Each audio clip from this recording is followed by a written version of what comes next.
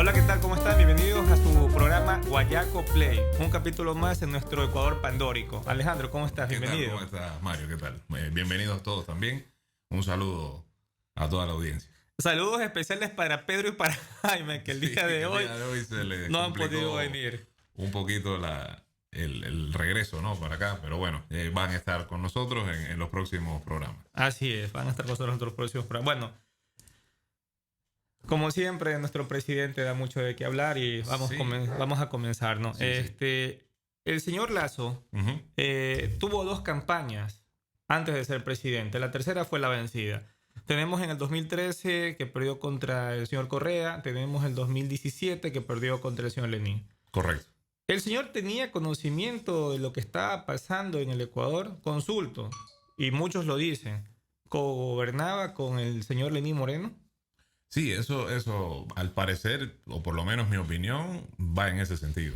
Yo sé que la gran mayoría de las personas que decidió su voto por Guillermo Lasso, pues no piensan así y están en desacuerdo con esa idea, pero el actuar de sus asambleístas durante la época de Lenín Moreno fue prácticamente para facilitarle todo el camino a todas las cosas que hizo Lenín Moreno y que en un final terminaron perjudicando al país desde mi punto de vista, por lo menos. Así es, correcto. Bueno, entonces el señor Lasso tenía conocimiento de lo que pasa en Ecuador y pasaba.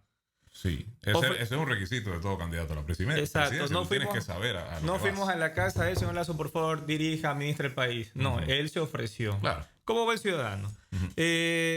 Ofreció cambiar el país en 100 días. Ya lleva casi un año. Casi un año. Ha cambiado el país en realidad, ¿no? Lamentablemente no ha cambiado en el mejor de los sentidos.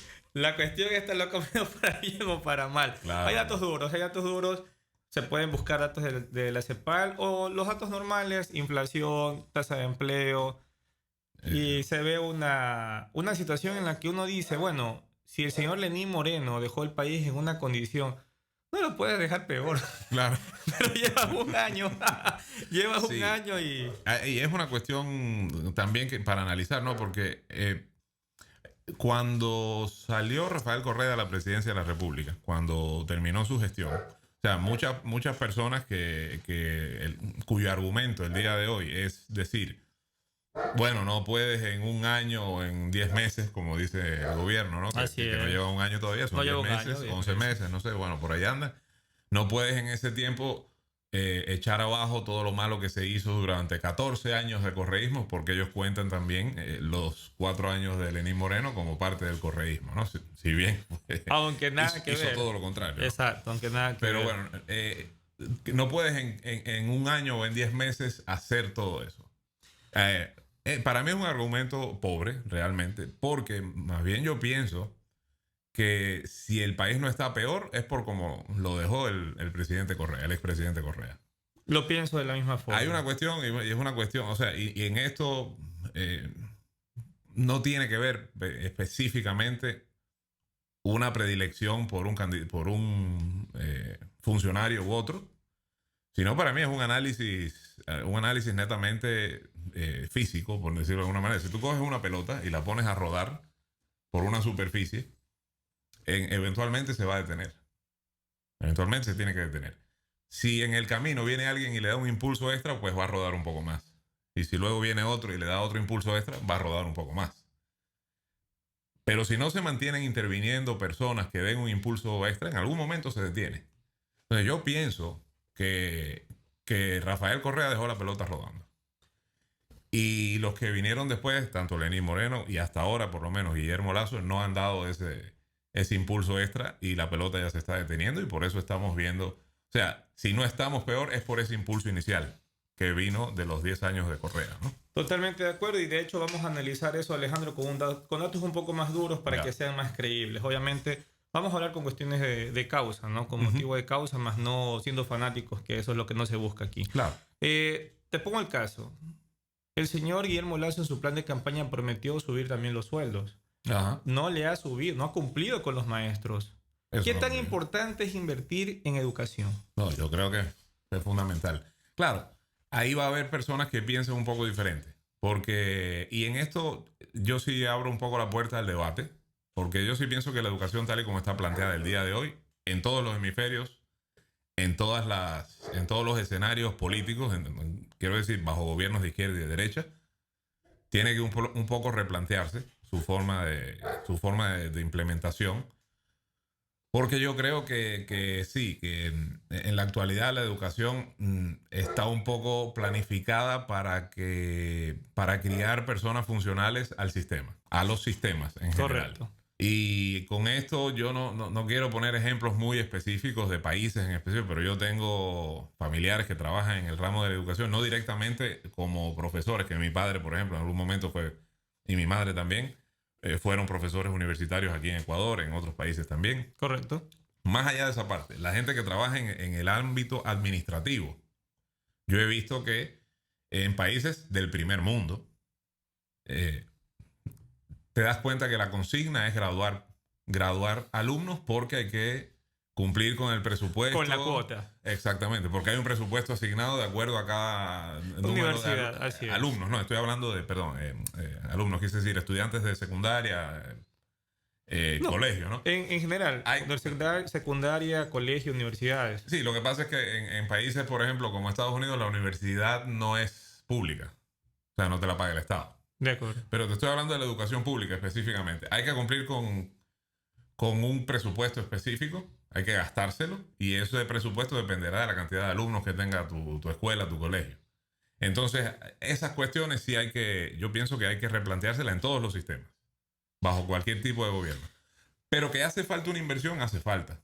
Tal vez no en la forma en la que la estamos viendo hoy, pero sí hace falta invertir en educación, sin duda. Pienso yo, es la mejor inversión que puedas hacer. Correcto, o sea, siempre invertir en educación es importante. Uh-huh.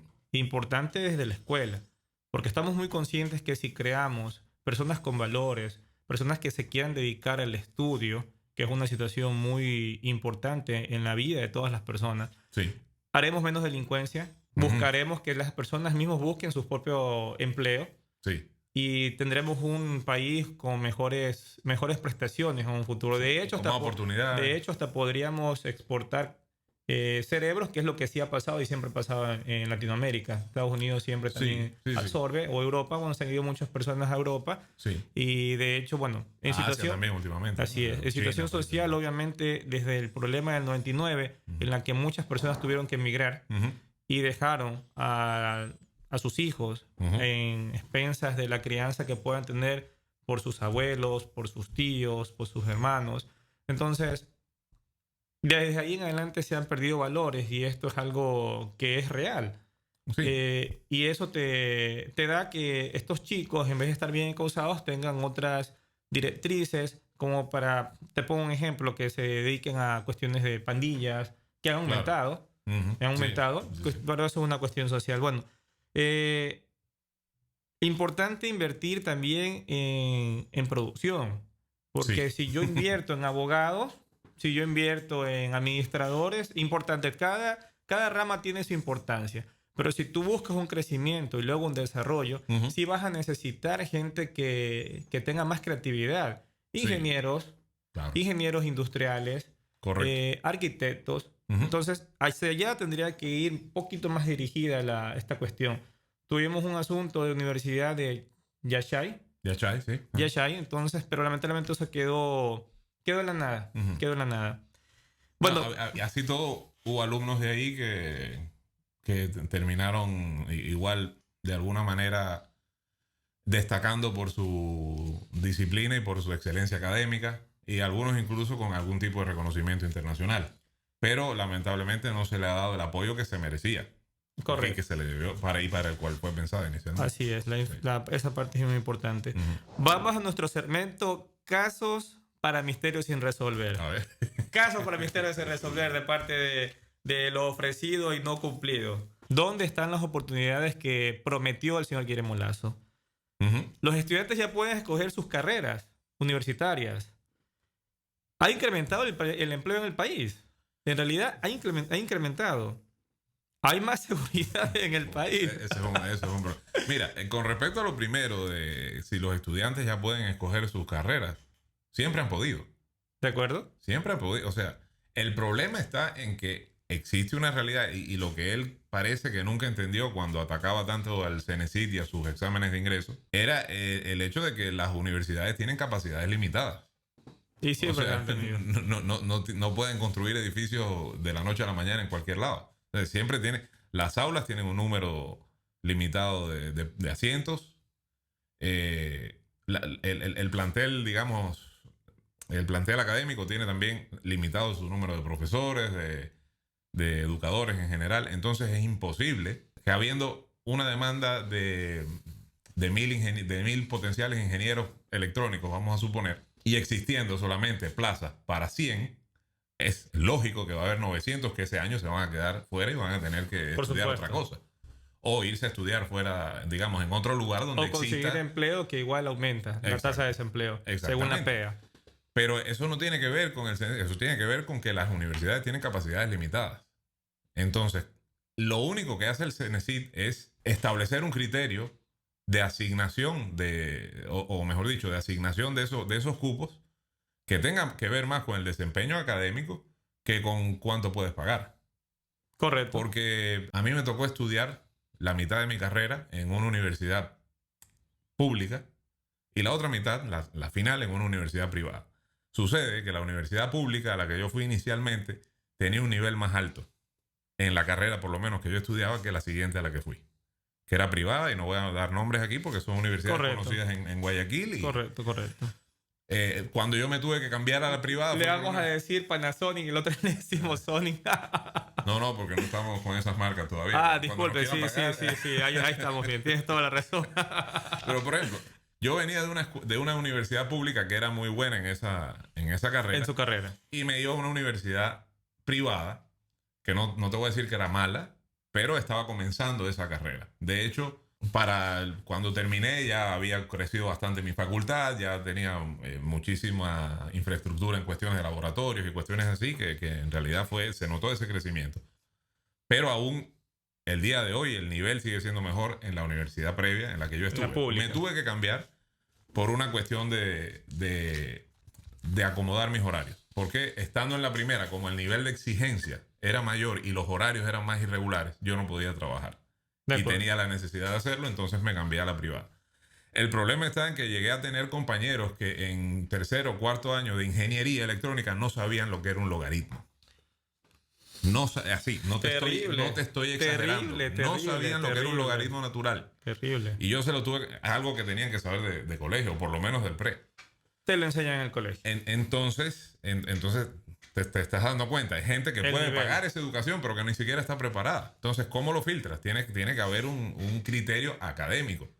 Y eso es lo que hacía el CENESID. Por eso, si igual existe la limitación en plazas, en cupos, asígnalas de acuerdo al criterio que de verdad te va a optimizar, digamos, el aprendizaje, la enseñanza, que es el resultado deseado de cualquier según las capacidades de cada persona. Ese es el fin.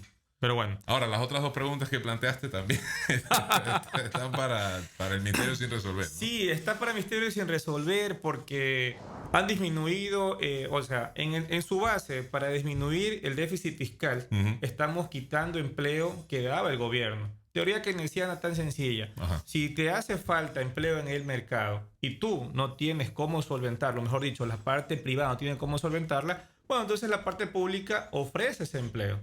Y por ende, obviamente, tu gasto fiscal va a ser mayor. Pero estás solventando un problema en tu país. Un problema un problema que tiene que resolver el gobierno. Okay. Actualmente, y todo el mundo lo sabe, hay personas que han salido. Sí. Hay ministerios que se han quitado. Obviamente también hay uno que otro ministerio que estaba de más. Sí, yo estoy de acuerdo con eso. No me parece correcto estar pagándole a alguien para que esté sentado haciendo yoga. Sí, el Ministerio de la Buena Onda así que se creó en el terrible. Me parece paz y amor para ese ministerio. Realmente. Exactamente, no era productivo, no era óptimo. Exacto. Pero hay ministerios que sí eran muy importantes que lamentablemente... Quieres incentivar ese tipo de actividades que también es necesario, ¿no? Cuidar la paz mental y todo eso de la gente, pero no lo hagas ministerio. O sea, no. Implemente otro tipo de... Sí, tampoco secretaría. Puedes implementar algún tipo de planes de acción como para alguna comunidad. Te va a ayudar bastante. O lo diriges directamente a las universidades, colegios, porque desde ahí lo vas preparando, ¿verdad? Claro. En ese sentido, se han quitado, han puesto, pero en realidad has mandado más masa de la población económicamente activa al mercado. Sí. Y tenemos el caso que venimos de una pandemia. La situación privada, aunque como lo dijimos en el capítulo anterior, en Ecuador tenemos empresarios rentistas, entonces sí vemos que aumentan estos empleos en cuanto a se busque la rentabilidad, pero no buscamos que el sector secundario, que es la producción, que es la industria, incremente. Lamentablemente seguimos todavía en el sector primario y terciario. Y bueno, seguridad del país, sin mucho que decir, coche bomba fuera de las cárceles. Secuestro de un patrullero. Secuestro de un patrullero, está como para Ripley también. Secuestro de un patrullero en Manaví. No, hombre, y es serio. Tú no sé qué piensas del tema, por ejemplo, ahora que tocamos inseguridad, comparándolo con otros países más o menos que podrían ser tal vez, bueno, no similares, tal vez no desde el punto de vista social y económico, pero sí en idiosincrasia por lo menos. De acuerdo. Con el caso de El Salvador. ¿Cómo tú ves eso? Y lo que hace el presidente Nayib Bukele me parece totalmente correcto. Sí. ¿Por qué? Porque se necesita mano dura. Ya. Y él lo expresó bien claro. Sí. Anteriormente habían menos pandilleros. Actualmente eso se ha multiplicado. Entonces, tiene que poner mano dura. Insisto, puede ser y han salido las ONG. Ay, ¿cómo es posible? Claro. ¿Por qué hacen eso? Pobrecitos, no les están dando de comer. Pero señores, afuera está pasando algo terrible. Claro. Extorsión, asesinato, violencia completa, violaciones. ¿Y qué dicen de las ONG en base a eso? No dicen absolutamente nada. Ahí no dicen absolutamente nada. Dirán que es un dictador. Bueno, no sé en qué sentido sería esta cuestión llamado dictador. La cuestión es, insisto, él tiene que tomar medidas fuertes y me parece, al menos a mi manera de pensar, está correcto lo que está haciendo. Ahora, yo lo que veo es que, por ejemplo, ¿te parece tal vez a ti que en Ecuador eso es posible? No estoy queriendo ni siquiera recomendarlo porque no lo he analizado tampoco a fondo. Y hay por ahí un par de temas en los que tengo dudas, que te los voy a plantear. Pero ¿tú lo ves factible aquí en Ecuador? ¿Algo así? Digamos que no sé cuáles son los contactos que tengan. Sí, pues se necesita igual. Se necesitan contactos. No sé cuáles serían las directrices que están funcionando, pero yo sí estoy completamente de acuerdo en que se puede hacer algo copiado en El Salvador. Sacar a las salas a todas las personas que están privadas de libertad, entrar en sus celdas y sacarles toditas las cuestiones, ya sea beneficiosas como televisión, armas que tienen ahí guardadas, escondidas, pero el punto es que armas, exacto, equipos de comunicación, pero el punto es que todo sale directamente de las custodias, de la policía o quien está administrando estas cárceles.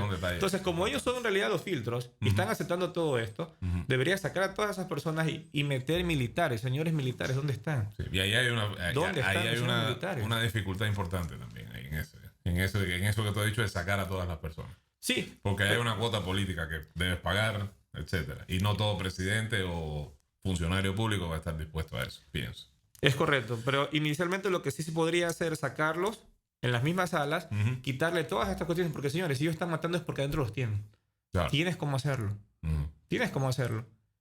Sacas absolutamente todas esas armas artesanales, cuchillos artesanales. ¿Y cómo le hacen? Y es más, los metes en las mismas celdas, como está pasando allá. Metes a todos los pandilleros de cada banda, 3 de cada uno. Y listo. Yo no creo que se quieran matar entre ellos mismos sabiendo que están en igualdad de condiciones. Claro. Es complicado. Ahí ya habría cierta tregua. Y si hay cierta tregua ahí, puede haber cierta tregua afuera. Sí, hay que... Yo lo único que critico un poco de ese plan es que, bueno, ya entiendo que Nayib Bukele decidió hacer caso omiso del tema de los derechos humanos y esas cuestiones. Disculpa que te interrumpa, lo dijo bien claro. Sí. Vengan y llévensela 2 por 1. 2 por 1, ofertón. No, pero ahí está el detalle. Él ya decidió hacer caso omiso de eso. ¿Por qué? Porque tengo entendido que les suspendió primero un tiempo de comida. Así es. Y dijo, y si siguen, les suspenden y no van a tener ni un grano de arroz. Porque la cosa está fuera, eso, ¿no? está fuerte. Exactamente. Está fuerte. Pero si él está dispuesto a eso, yo no quiero tampoco sonar tal vez a que estoy dando sugerencias que no son apropiadas para esta red social, pero ¿por qué parar ahí? Bueno, no, te digo porque en Filipinas son más fuertes. Sí, Duterte es mucho más. Así es. Eso. Pero mi pregunta es la siguiente. Él no va a ser eterno, no va a estar eternamente en la presidencia de El Salvador. No. Va a durar que 4 años, 5, no sé cuánto es allá el periodo presidencial. Tal vez si existe una elección, un periodo más. Pero después tendrá que venir otro. Y la probabilidad de que en un país como El Salvador, al igual que sucedió en Ecuador, pase lo mismo que aquí, que sea sustituido por alguien que simplemente no tiene la capacidad de acción que él tiene o las mismas intenciones que él tiene, esta gente va a igual seguir en la cárcel y va a haber resistido, los que sobrevivan, van a haber resistido los periodos estos de vicisitudes, de hambre, no van a salir dándose la mano y cantando villancicos.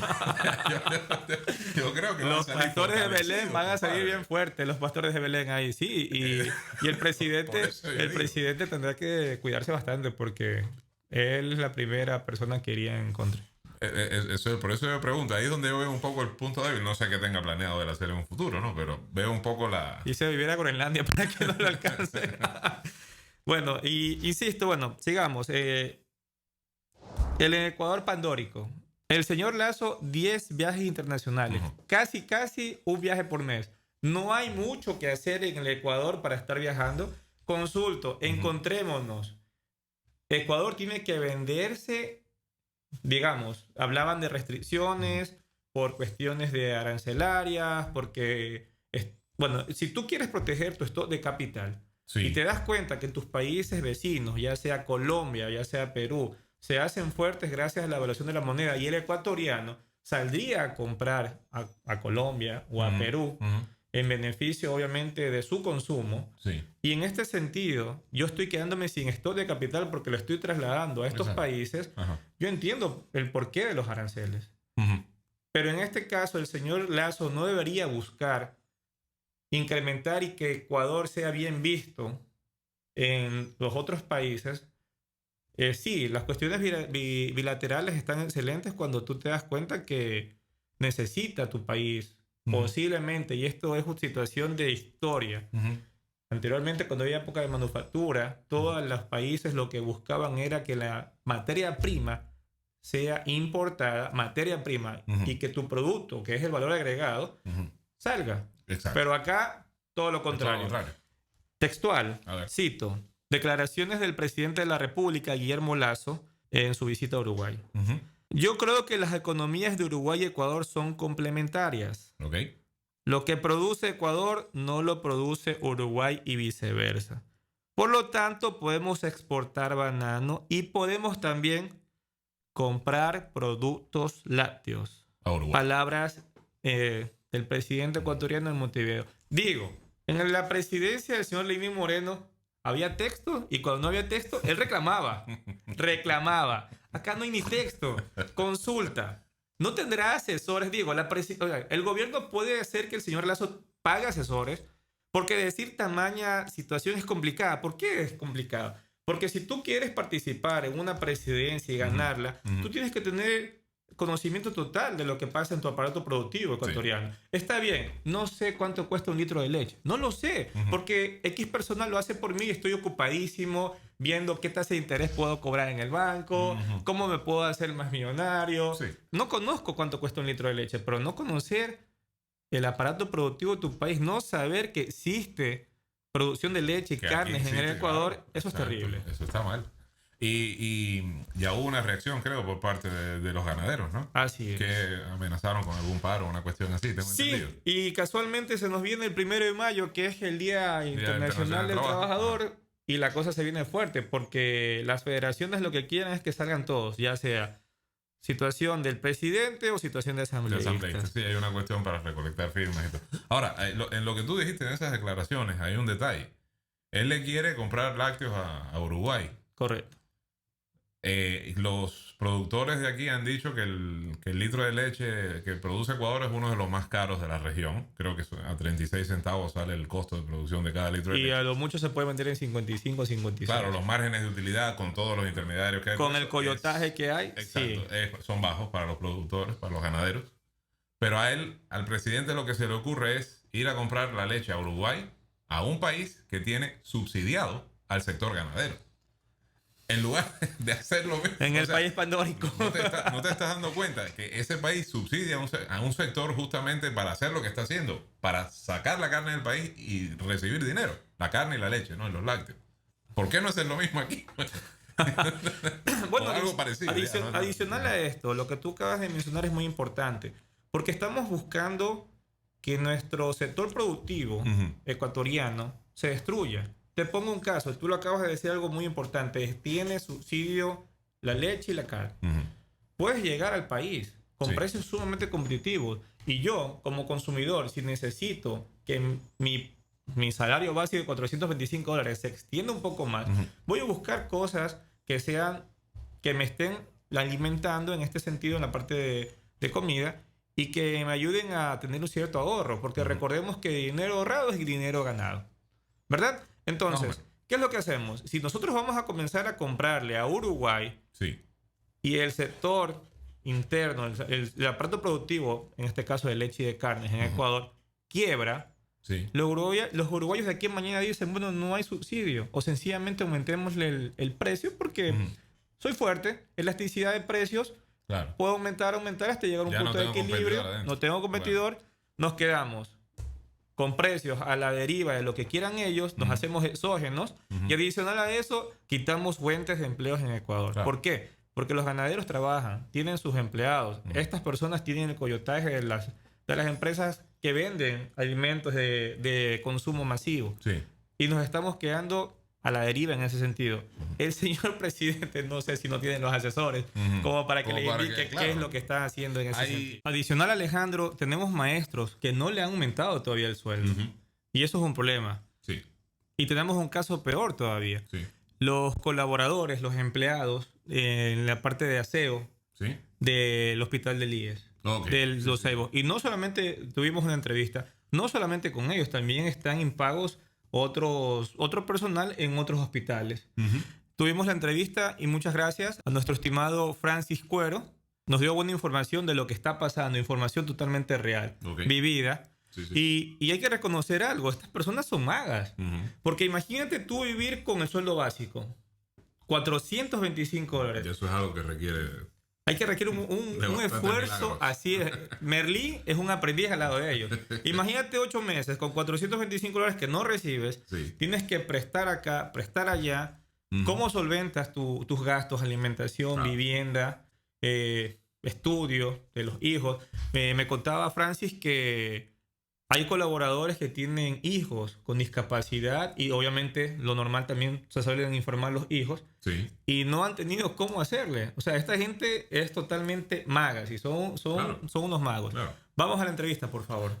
Es una conmoción realmente por parte de todos los trabajadores, pues porque de una u otra manera el trabajador pues que se dedica a la limpieza y a la asepsia hospitalaria es básico para una entidad hospitalaria. Si nosotros no estamos con nuestra fuerza de trabajo en ese lugar, fácilmente hay una contaminación masiva, fácilmente, pues, Dios no quiera, hay decesos.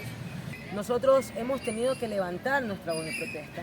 Luego de que nosotros hemos entregado nuestro trabajo, prácticamente 8 meses, se nos dio la espalda por completo. Nuestro sueldo estaba en una boga de que supuestamente iba a salir para diciembre.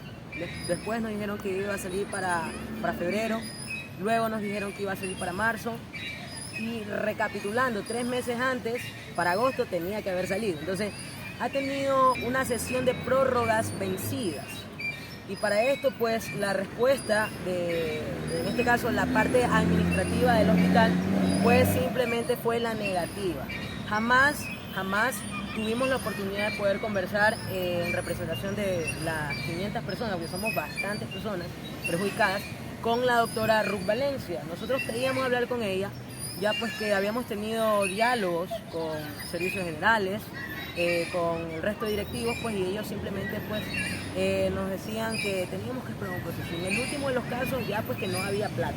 No se podía esperar otra versión de la gente, realmente la desesperación de padres de familia con niños discapacitados, de padres de familia con niños lastimosamente pues con cáncer, frente a servicios básicos negados, frente a la alimentación negada, frente a las deudas, porque nosotros nos endeudamos para poder transportar. Y frente a esta situación, pues nosotros esperamos que ese capítulo pues haya quedado completamente cerrado. Sabemos que esa situación no solamente se está dando en IESEUS, sabemos que esta situación se está dando realmente a nivel nacional, o sea, por donde sea hay caos, por donde sea hay problemas. Sin embargo, como yo se los pude expresar en la junta directiva con los directivos, si nosotros no nos sentimos capaces y competentes para poder dar la cara y poder dar solución en este caso, no es algo focalizado, o sea, son 500 trabajadores. ¿Desde cuándo ustedes están trabajando en el IESEUS? Previamente el contrato desde agosto. Agosto del año pasado. Correcto, 2021. Ustedes entraron igual en el gobierno del señor Lazo. Así es. Y desde la fecha apenas le han pagado en los 8 meses, 2, 3 meses. Podríamos decir pues que el hospital hasta cierto punto cumplía pues con sus haberes. De una u otra manera pues hacía esperar 15 días, un mes. Creo yo que, bueno, en el último de los casos es algo normal dentro del plazo. No es normal, aún pero así, lo están aceptando. O sea, hemos sido flexibles con eso. Entrando un poco más en política, mi estimado, realmente es un tema sumamente delicado pues de tratar.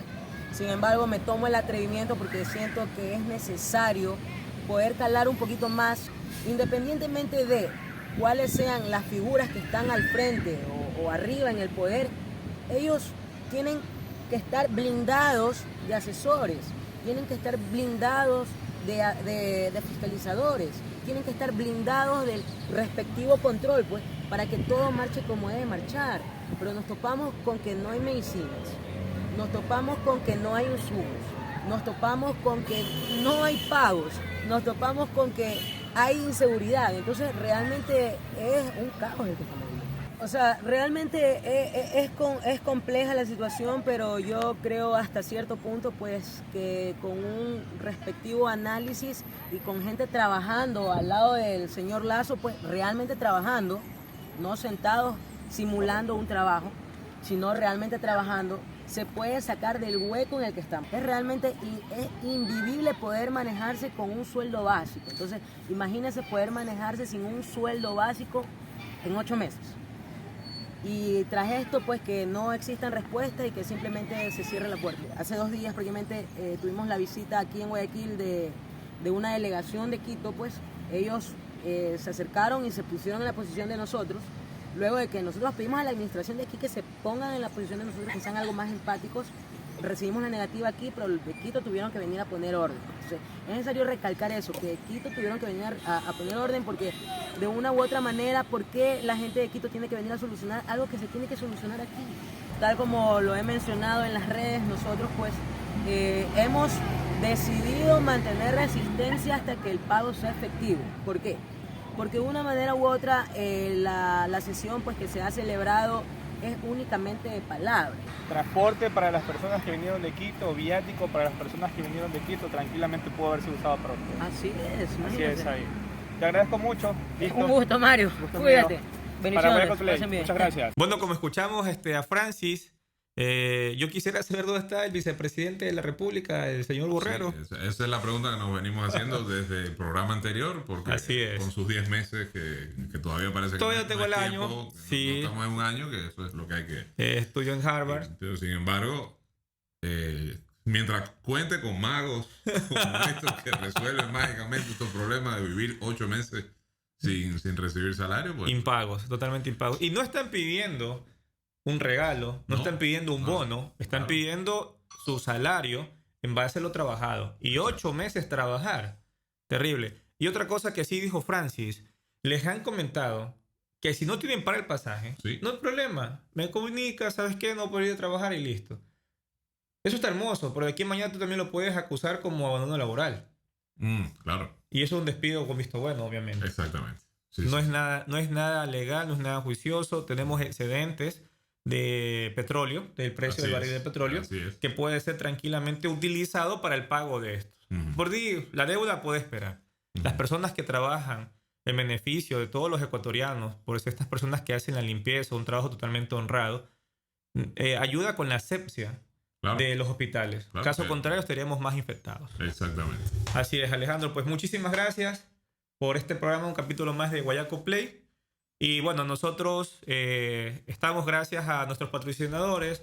Supercell, venta de celulares a créditos. No importa que tengas problemas en el buró de crédito.